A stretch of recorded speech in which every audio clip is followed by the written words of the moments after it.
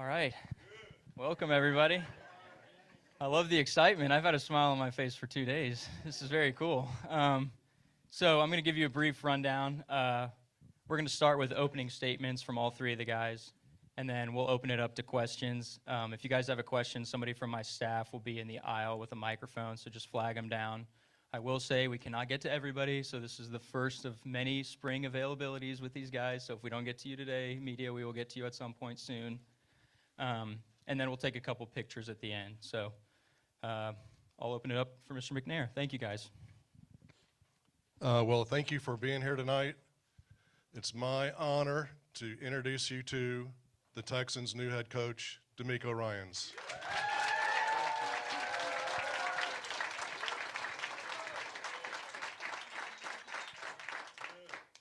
Finished our search. Nick did a great job. Thank you, Nick. We worked together.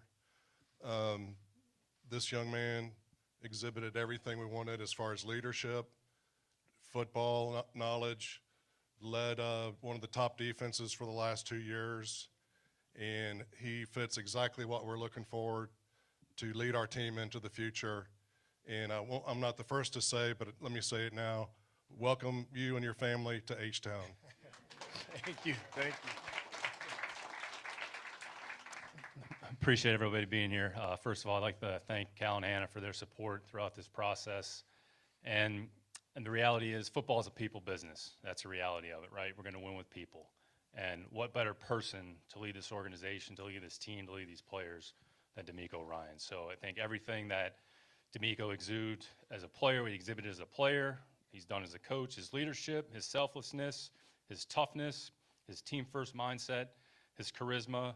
And I would say we didn't really know each other, but the more and more time we spent together, it was almost a no-brainer as to who was the right fit for this team, this organization, this city. He's one of our own. He believes in our program. He's been in this building. He's been in our players' shoes. He's been in this city.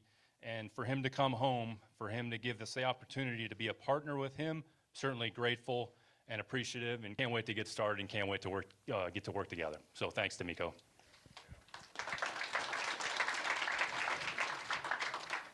I would like to start by first thanking my family.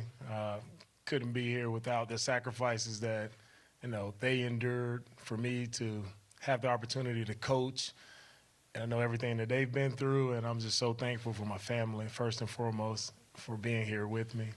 I would like to thank the 49ers organization for giving me the opportunity, to grow as a coach, as a man. It was just outstanding.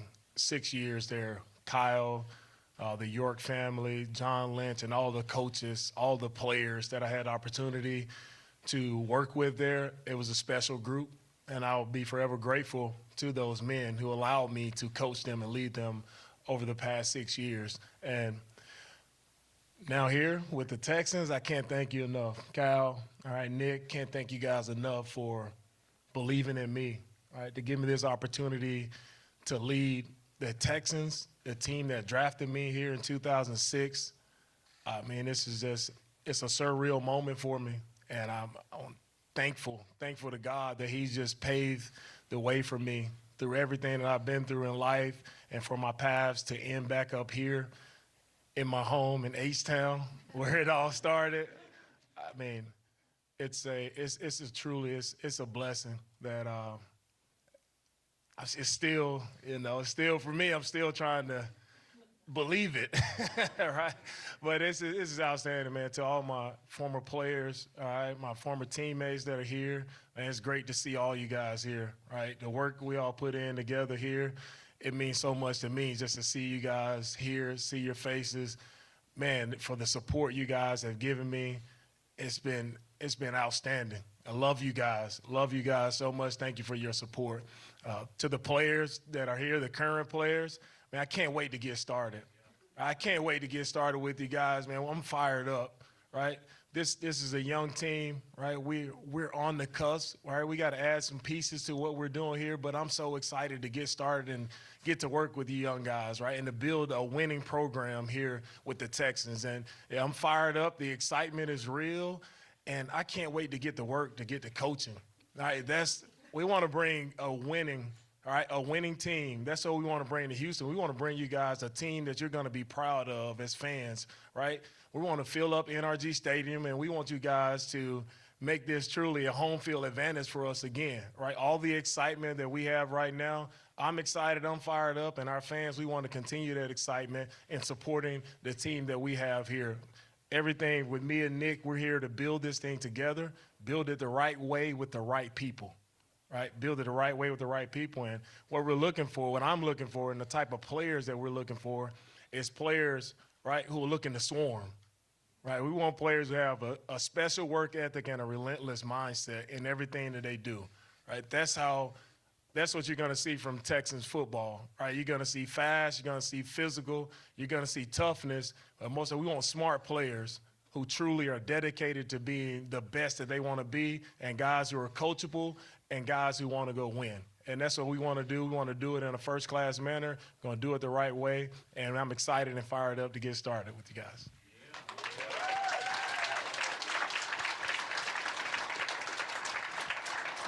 We have to take questions after that? We can't just, like, walk out?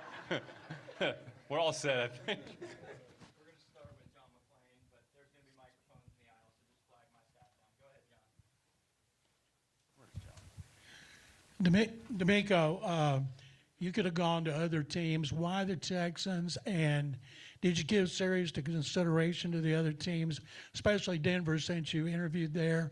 And how close did you come to going to the Broncos? Thanks for the question, John.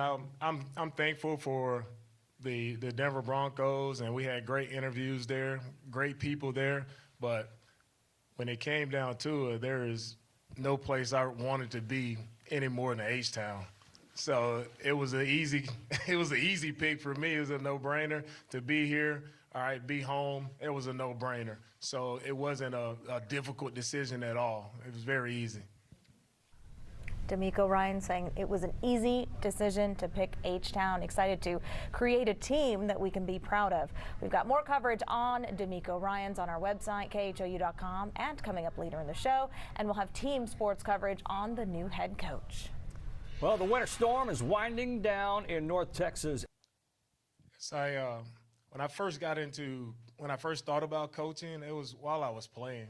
All right, while I played, I was always interested into the development and the delivery of people around me. When I seen young Brian Cushion, right, coming in as a rookie and being able to work with him and to help him alongside me, I wanted to make sure that Brian was the best that he could be, because I knew if I poured into him everything that I knew and I helped him, if he was playing his best, I was playing my best, and we all played our best, then I knew we would deliver wins. And that's how I've been. And I went to Philadelphia, worked with a young guy, Jordan Hicks. It was about me pouring into him all of the knowledge I knew about football, about being a team leader, and making sure he was his best when we played together. And it meant so much to me to see Jordan do the same thing throughout his career, Cushion do the same thing throughout his career, reach back and help others. So the reason I got into coaching was to help players. That's the only reason I got into coaching. I was able to get that opportunity out in San Francisco after playing. I set out for a year, and I was able to go out there, and it was truly about just helping others. And that's what I want to do here with our guys, is just developing our young men, right? Developing the players to be the best players they can be on the field, but also I want to develop men to be the best men off the field, develop great husbands, great fathers, right? Great community men. That's what coaching is to me. It's about the development and delivery of men. And to tie it all in, we want to develop a great team here that we can deliver wins to the city of Houston. We want to deliver a championship here to the city of Houston, and that's what it'll be about. And the second part, all right, the second part of your question, all right, it is an honor, all right? It is an honor to be a head coach in the National Football League. And it's humbling. It's truly a blessing to just be one of 32. Right? It's not a ton of these jobs, so to be trusted to lead this organization is something I take seriously. And I know the men who came before me and the sacrifices they made right? For me to be in this position, leading the organization, right? I give credit to all the coaches who came before me to allow me to be here, and I'm thankful to those guys. DeMeco, welcome back. What does it mean to you that J.J. Watt said the Texans got it right this time? It means everything, right? Everyone knows what J.J. Watt has meant to the city of Houston, and not just the football J.J. Watt. It's the charitable work that J.J. has done, right? J.J. Watt represents the Texans. He is a Texan, right? And for J.J. Watt to have that support of me, it means everything to me.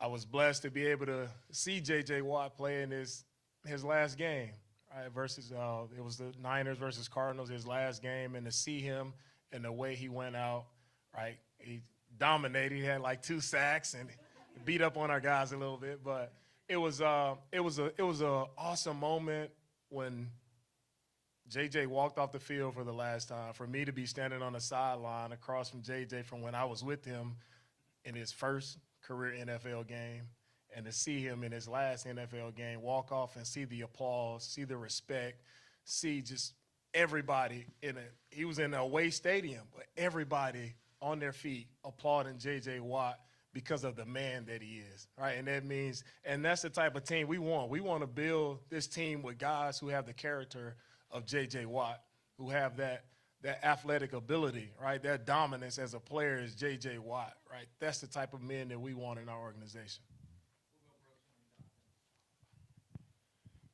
Hey, DeMeco, Brooks Cabina from the Houston Chronicle. In every NFL juncture for you, there was a first-time head coach. I mean, from the time you got here playing the Texans, Chip Kelly, and then with Shanahan too. From those experiences and even playing for a team that was still building something, what do you draw from those experiences as you become a head coach now? As I become a head coach and I've been around a lot of different coaches, I always take what I learned from each place I've been. When I first started here with Coach Gary Kubiak, he taught us what a first-class organization looked like. Right? He taught us, Gary Kubiak taught us you treat players as men first. Right? I learned that from Gary. Moving on to Philadelphia, being around Andy Reid, I learned from Andy Reid how to be a great teacher. Right? Andy was an awesome teacher, but he's also a protector of his players. So you'll never see me throwing a player under the bus. It'll always be about protecting our players first. And with Coach Chip Kelly, what I learned from him, he was a master motivator, but he was also an innovator. And Chip Kelly, he was always on the cutting edge, right? Always looking for ways to get better with sports science, technology. And I take things that I learned from all these men, and that's how I feel like you build an organization, right?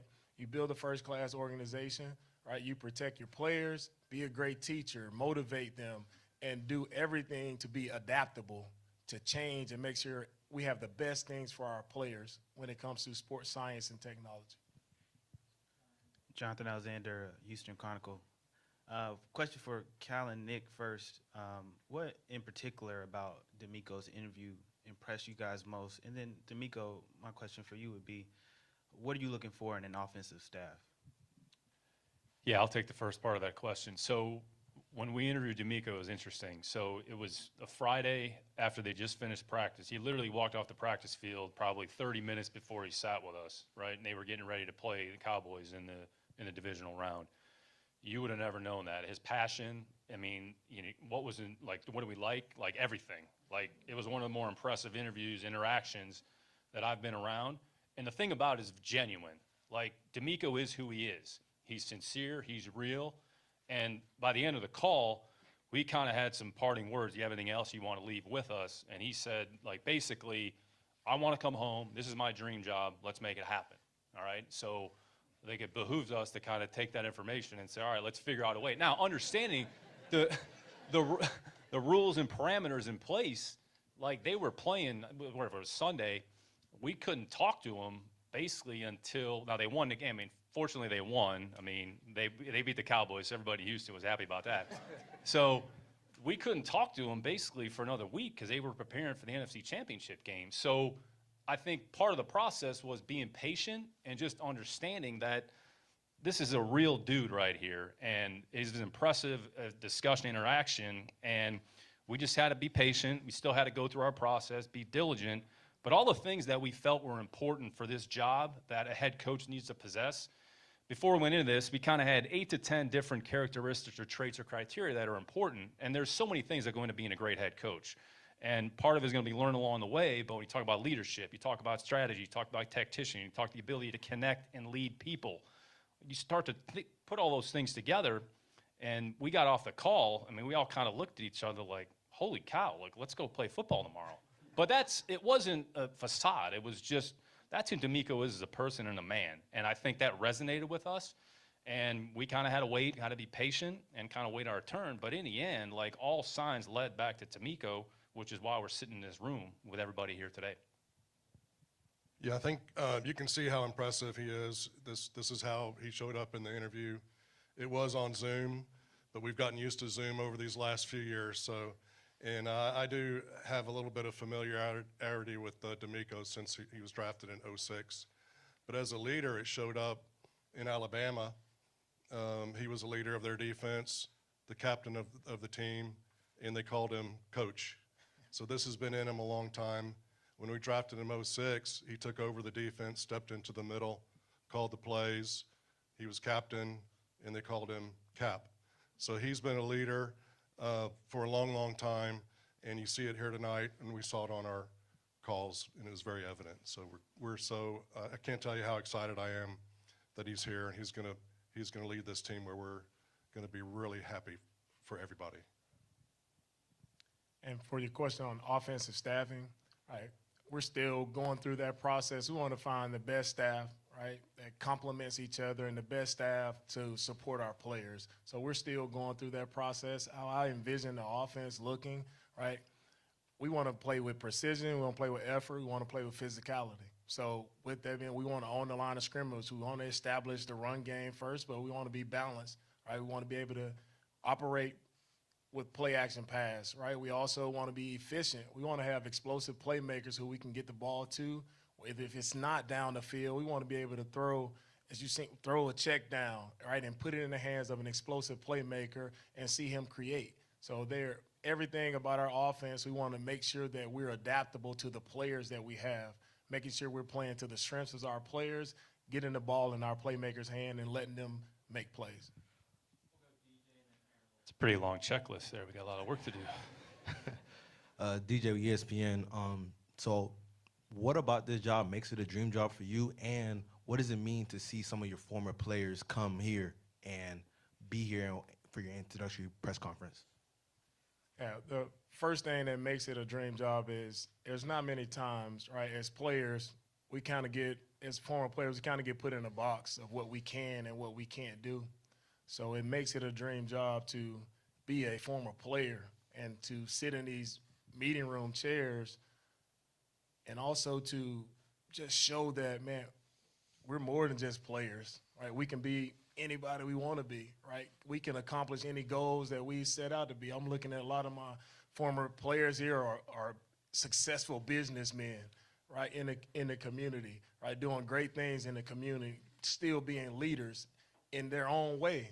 And the same thing for me, I think it's my dream job because, right, for me to be the head coach of a team that drafted me, I never could have imagined that ever, right? And my coaching career hasn't been long. I've been coaching for 6 years, and for it to turn around this quickly and to be in this position, it's a dream job because I'm here home in H-Town. That's a dream job, right? I get to work with Nick, with KHOU to build this team the right way, right? We have a young team, right? We have a lot of draft capital. We're excited to add even more talent to the team that we have, and it's a dream job because we can win here, and we're gonna win here by collaborating, working together, building it the right way with the right people.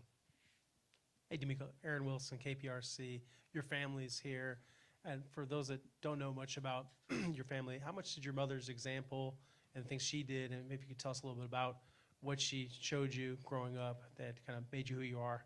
And then I have one question for Cal as well. Just Cal, from looking at everything and the kind of the excitement, how much different is this feeling today than some of the other times in the past? Thank you. my mother, thank you for being here today, Mom, but my mother, she taught me, right, first and foremost, she taught me to have a relationship with God. And that's the most important thing that she could have given me and instilled in me that I still carry with me to today. And then my mother taught me what hard work, what sacrifice looks like, right? My mother is, we're going to get it done. No matter how hard it seems, no matter how far-fetched it may seem, like we're going to get it done. So those principles that I saw her, whether it's working 3 jobs, whether it's walking to work so I can have a car to drive to school, like that sacrifices my mother made has just taught me, man, if you want it, you got to go work. You got to work hard. You got to work hard. And maybe it's some sacrifices you have to make in life as well to make sure that the others around you are better. And that's what my mother taught me, and that's what goes into coaching, right? There's some sacrifices from coaching. I can not be coaching, but there's some sacrifices that I want to make because I want to instill all that I have into the young men that I'm able to lead. I don't want to give them everything I have to see them develop and grow and be the best men that they can be. So those are the things that my mother taught me, and I'm forever grateful for her. Aaron? That answer. Yeah, that's. Nick, maybe you want to follow that up. That's a little tough one to follow. But no, Aaron, yeah, I do think we're in a different spot this year, and it's exciting. We have some draft capital. We have some salary cap space. We have a young team. We have a fine young coach here that believes in developing young guys. Even a 3rd-round linebacker he developed into, is he an all-pro? All-pro. He's an all-pro. all-pro. Fred. He's an all-pro. And you did that, and you enjoy doing that, and you embrace it. And that's one of the things we talked about, Nick, is he really embraced developing young talent and finding the understanding who the player is and bringing out the best in them. And that's what he did in San Fran, and that's what we're looking forward to him doing here. Yeah, I know we talked about Fred, but when you look at their defense, I mean, 9-11 players where they're drafted or undrafted that are starters. And there's some players, look at Hufanga, he had some strengths, and DeMeco and I actually talked about this when we were kind of going through some analysis of players. Had some things that he did well. There were some other things, quite frankly, that he maybe was a little questionable. But DeMeco was able to find ways to utilize his strengths and what he did well, and now he was an all-pro or a Pro Bowl player. So those are the things when you look at coaching, look at the things that are important to us in terms of developing players. Coaching is teaching, it's leading, it's connecting and developing. So when you look at that criteria, then DeMeco believes in those principles. So when we kind of look at our team, look, those are the things that are going to be important. All players can benefit from that. Young, middle veteran players. So that's what football is about. And what you have to figure out a way is how do we accentuate the strengths, get the most out of our players. And there's multitude of examples that, DeMeco has had experience with in San Francisco, and you see it tangibly on the field. So I'd say that's something, Aaron, that we're certainly excited about as we kind of think about, what our team's going to look like, next year. Brian Bearfield, Texans Wire, USA Today. DeMeco, I want to follow up a little bit on what Aaron asked you, and please forgive me if I don't get the name right, but it's Bessemer, Alabama? Bessemer, Alabama. Yeah. There, a lot of praise, has been heaped upon you as far as what you've done as a player and as a coach. But what do you say to the people back home, being the example of where you've come from and where you are today? And, did you start your coaching career when you turned the team around from 1-8 your junior year to 10-3 your senior year?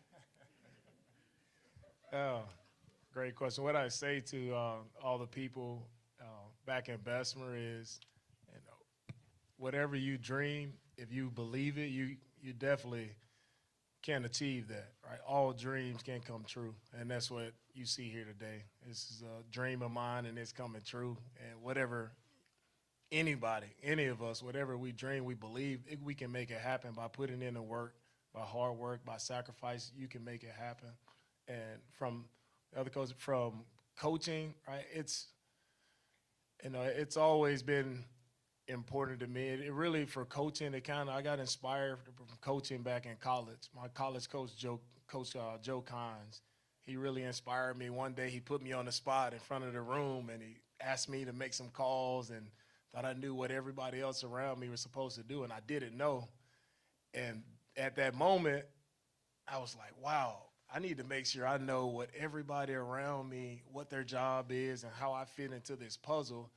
So if he's trusting me to call on me, he believes that there's something in me and maybe I could be in a coach's shoes. And from that inspiration from Joe Kynes, it led me to truly knowing what every position around me, knowing what they had to do, all their assignments and techniques. So if a guy needed help, I could help him out. And that's where that inspiration from coaching started. Brian Smith, Houston Chronicle. DeMeco, with San Francisco, you were just part of a team and a defense that showed how far you can go, even if you're having, quarterbacks who are kind of coming and going. And I know that you know how important the quarterback position is, and everything's still new here. You talked about, you have to figure out the offense, and you're going through the whole process. But when you were looking at this team, they have the number 2 pick, they have a lot of cap space, they have a lot of potential moving forward. How do you view the quarterback position for this team and how important it is in time to really lock down that position? Right. We understand we have one quarterback here on our roster, and we have to add more at that position. And we know everybody gets excited about the quarterback. The quarterback is one piece to a team. As I've seen in San Francisco, right, what happens when you don't have that one guy? Is the season over? Are you just booking it? And no. How do you build around, right? Build around that quarterback. Yes, we want a great quarterback, but no, we need a great offensive line to protect the quarterback. We need great running backs, great tight ends, great receivers. We need a great defense, special teams. We all play together, and that's the awesome part about football is it's not on one guy's shoulder to go out there and win the game for us. So it's all about building around, right, each other, right, and playing together. That's how we'll win games. Hey, DeMeco, Kim Davis from Chalk Talk. Welcome back to Houston. I have a 2-part question. One, you talked about your mom. I want you to talk about your wife and your kids because I know family is very important. And then if you will, talk about, without talking about who, what kind of staff you're looking to put together, what kind of people you're looking for. My wife, Jamila, is here, so thankful for you. My wife, she's a rock star. She's the rock star of the family. She's the one who really should be up here because she's been outstanding, right? Again, when I talk about sacrifices, I know, for her, sacrificing is her career and everything to work and to lead our family. But she has such a big heart. All right, my wife she's willing to help any and everyone. All right, she has a huge heart, and I love her dearly. She's always about somebody else, or she forgets herself at times. So I have to tell her, but she has an awesome heart to help others, and it's just a beautiful spirit, God-fearing, and I love her dearly. And the 3 beautiful kids, MJ, Zia, and Micah, they are beautiful. We just have a beautiful family, and I just love them so much. Athletic family as well. See, MJ and Micah, they're ready to be Texans as well. Zia, my little gymnast, she's ready to roll. So I love my family. I couldn't do this without them and their support, right? They are my rock, and I love them dearly. We'll have to have a futures contract on these 2 Yeah, guys let's down get them here. signed Nick, up. can we work that out? Make them talk about the staff after that? The staff. The staff, right? Like the type of coaches that we're looking for, all right, of course, we want a diverse, right, coaching staff. And that's not only diversity and rate, but diversity and experience. Right? We want experienced coaches, some coaches, and not so much experience, right? We want coaches who are great teachers. That's the one thing we're looking for. Most importantly is great teachers. We want guys who are positive, bring positive energy. All right, we want guys who can connect with players. Right? If you can connect with players, right, then you can lead players. But if you can't connect, there is no way you can coach those guys. So we want guys who are bringing energy, right, doing it in a fun way, guys who are truly committed to working together as well. No egos allowed, no energy vampires allowed. We want a positive culture. We're going to work together, right, to make sure we're giving the players everything they need. And with that being said, you want a diverse staff because players learn differently, right? So we want to be able to present things in a different way to different players to make sure when they step on the field Sunday, they're clear minds, they're not thinking, they're playing as fast as possible. DeMeco, Sean Bajani, Sports Radio 610.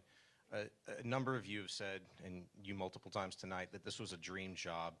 And Cal and Nick said after the first meeting with you how fired up they were and ready to bring you in. When you look at everything that this organization's kind of gone through over the course of the last 3 years, what solidified the decision for you that told you this is the place I want to start my head coaching career? Yeah, when I look at this organization and all of the great men who've come before me to lead, right, this organization, all of the great head coaches who have been here, right, it's an honor just to follow those men, right? A lot of great men. And when I look at this job and this opportunity, right, I look at it as how are we going to move forward, right? What do the young players that we have, that's what it's about, right? The draft capital we have, we're excited about that. We're excited to give our fans something to be excited about, to fill the stadium up. But we know we have a lot of work to do. And we're excited now, but we have to win. Right? And we want to build the right staff. We want to get the right players so we can go out and win and compete. That's when the excitement continues, and that's what we want to bring here. Cody Davis, SI. Nick, since you've been here, you've talked a lot about building a franchise that can sustain success. You referenced the Pittsburgh Steelers several times. With this hiring of DeMeco, do you feel like you finally have an opportunity to start laying the groundwork to building a franchise that could be successful? Yeah, I think anytime you look at any organization, you kind of have to look at its own entity, our own entity, and there's been a lot of work that we've put in over the last few years. And quite frankly, there's been some things that maybe haven't gone as the way that we would have hoped, but we're excited about the opportunity in front of us. You got to start somewhere. You got to put your feet on the ground somewhere. And here's where we are today. So we got our feet on the ground. DeMeco's feet are on the ground. Our feet are on the ground. We can't wait to get started. We got a lot of work in front of us, but if we get the right people with the right process in place and then build it day by day, okay, week by week, month by month, that's how you build sustainable success. It doesn't happen overnight. I know everybody kind of sometimes gets caught up in the kind of quick fix. You got to have purposeful, intent action and do it consistently day after day. And honestly, it's about doing simple things better, right? If you do simple well, okay, it's like we've talked about offensively, like philosophically. DeMeco's talked about it's simple, but you create the illusion of complexity, right? So do something really well, kind of create the illusion of complexity, whether it's your formation in a certain way, your motion in a certain way, you cause a defender's eyes to go a certain way. Like figure out those things that we can do in the simple things and make sure our players understand that.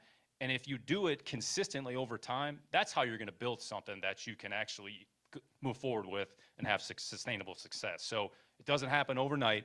We've been fortunate to be a part of really good programs, whether it was coaching or playing or in my role. We kind of know what good football looks like. We got to make it Houston Texan football. What does good football look like for the Houston Texans? I think we philosophically believe in a lot of the same things. So we got to kind of have to put our imprint on it as we go. And I think that's what excites us the most. I mean, really, since he took the job, like we haven't stopped talking, whether it's about staff, whether it's about the players, about what we're going to do. But it's about work and it's about action. It's not going to be about words. Like, this is great. Like, we're talking a lot here, but once this is over, I know Omar said we're going to have many opportunities to be available. That may or may not be true, but it's going to be about work and it's going to be our action in this building, what we do to prepare ourselves to go out there on Sundays against whoever we're playing and say, damn, like we're playing the Texans. So we're not, we got a long way to go before we get to that point, but that's the goal. And that's how you build something over the course of time and make it about our program, not necessarily somebody else's program. DeMeco, watching you on the sideline as defensive coordinator, we see the passion come through. I don't know if there's a defensive coordinator anywhere that has had more fun calling plays. I love watching the reaction on the sideline. If you will, in fact, continue to call plays, there have been coordinators in the past become head coaches and continue to call plays either offense or defensively, and then some of the head coaching duties sometimes get a little mired down in the mud during the game. How do you plan on handling that if you are calling the plays as defensive coordinator, and also stay on top of stuff as head coach? Right. We're going through that with the calling plays and to getting excitement on the sideline.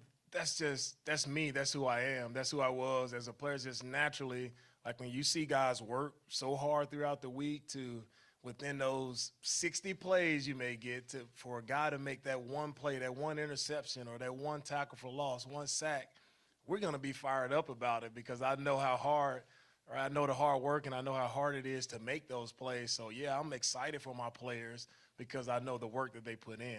When it comes to the calling plays, we're still working through that, whether I'll call plays or not, haven't made that decision yet. Cole Thompson, Sports Map Radio right here. DeMeco, you worked with several players, Nick brought this up, that were homegrown internally with the building and were able to get them to establish cultures. Guys like Dre Greenlaw, Fred Warner, Aziz, DeMondre, Hafunga, players who ended up becoming all pros. Was part of the selling point for you to come back here was there was a young culture of players defensively like Derek, like Christian, like Jalen, like Thomas Booker, but even players like Jonathan Grenard who could be here for the long run that you could establish a culture with? For sure. That's what excites me the most is being able to work with young guys and young guys who are talented.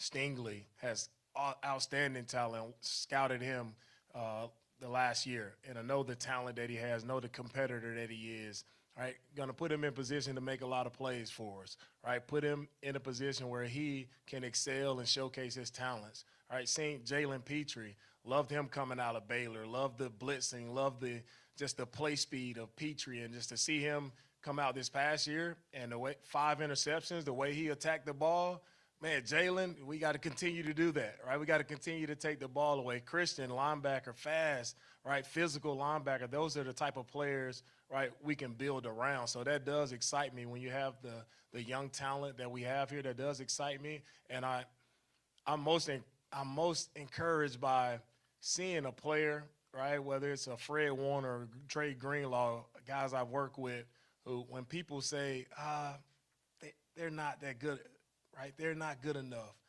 that excites me the most, right, because I know, right, what it takes. It just takes time, right? It takes belief, right? It takes pouring everything you have into a young man like a Fred Warner, who a 3rd-round pick, no one thought he could play middle linebacker, but I saw something in him. I saw a leader. I saw a guy who loved football, and I saw a guy who truly just allowed me to coach him, right? I coach him hard. Sometimes it's a fine line of how I coach him hard, I love him hard, right? Just going back and forth. And now to say that he's the best linebacker in the NFL, right, I pride myself in that. But not only that, to see he's a young man who's married, right, has a beautiful wife, right, and he's doing the things the right way off of the field. Those are the things that excite me about working with young men. I get an opportunity to mold and help them with things that they can take further along than when they're done playing. We don't know how long our playing careers are, but man, if I can implement something into that young man's life or say something to him, give him a word that he can take after he's done playing, that's what excites me the most. It's funny, that answer probably works for the question that I'm about to ask. But obviously you were a successful player and you've had some success as a coach of so far. But what, since you've been a coach, have you learned about the jobs that y'all do up there on the stage right now, about the front office and player evaluation and talent evaluation? You obviously know football, but what have you learned about all of that since you've been a coach, and what's some of your takeaways? What I've learned about this part of it, the head coach, what I've learned the most about it, it's all about collaboration, right? And that's what I learned the most, and that's what excites me to be here working with Nick and being able to truly be aligned and build a team together, right? When we're scouting players, right, it's the scouts looking at a player, it's coaches looking at a player, everybody having their opinion, but we all can come to an agreement. If it works for us or not, it's okay, but everybody has a voice and everybody will be heard when we talk about players, right? When I think about this position here and I think about building a team, right, it's me being in the draft room for my first year as a defensive coordinator, right? And I'm looking there, and I'm a former linebacker, and, man, I want to get some backers. This is my first draft. I want to draft some linebackers. And, you know, we're at a point in the draft, 6th round, where we're there, and there are like 2 linebackers there on the draft board for us. And I'm like, I really want a linebacker, but I also know, right, that is this the right thing for our team, right? So we look at a highlight tape, pop this running back up, and it's Elijah Mitchell, right? They pop his highlight tape up, and I'm watching him, and I'm like, wow, man, this dude is fast. This dude can help us, right? I know I want the linebacker selfishly, but I see a running back who can truly help our team. And so I say, Kyle, let's take the running back, right? And that's what I've learned about being in this position. It's not about egos. It's not about being selfish. It's about doing the right things for the team. And we do the right things for the team. That's how you build a successful program. Amen. Jerome Solomon from Houston Chronicle over here, Nico. I'm sure you got 1,000 messages from people after you take the job. Is there any one person or one word you got that touched you the most? And then secondly, since you're wrapping this up, are you going to go ahead and predict the Super Bowl for us? So, No. Oh, it's, to answer your question, man, it's been, an outpouring of support from so many people, right? So many people have reached out. I'm just thankful for, my Fifth Ward family being here. It's so many former teammates. It's not one that sticks out, right? The theme is everybody is just, they're so proud of me, right? And for me to be in a position to make others proud, like that means the world to me. Like to make others feel proud, and that's the recurring theme of all the messages that I've gotten, and I just correlate to what do we want to do here, for our team. Like we just want to make the city of Houston proud. Like, and that's what makes it special, right? That's everything about it, right? We know our fans here are hungry, right, for a winner, right? And they deserve a winner. So those same messages that I've gotten, people telling me how proud they are of me, I want to, reflect that in our team, and I want to instill that in our guys of how we go out there and play, how we practice, how we prepare. Man, we're preparing to make the city of H-Town proud, right? And we do that by going out, being our best every single day, and winning, right? And that's been the best message I've gotten, is everybody being proud.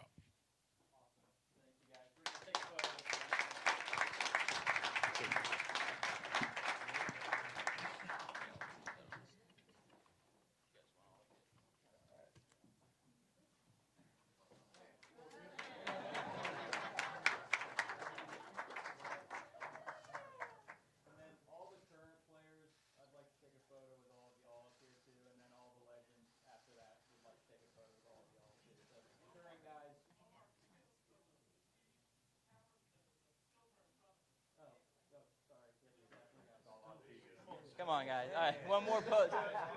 One more pose, yeah, one more pose for the cameras. Good. All right, all the current guys, you want to come up real quick? Just with DeMeco, Omar? Yes. Yeah, great.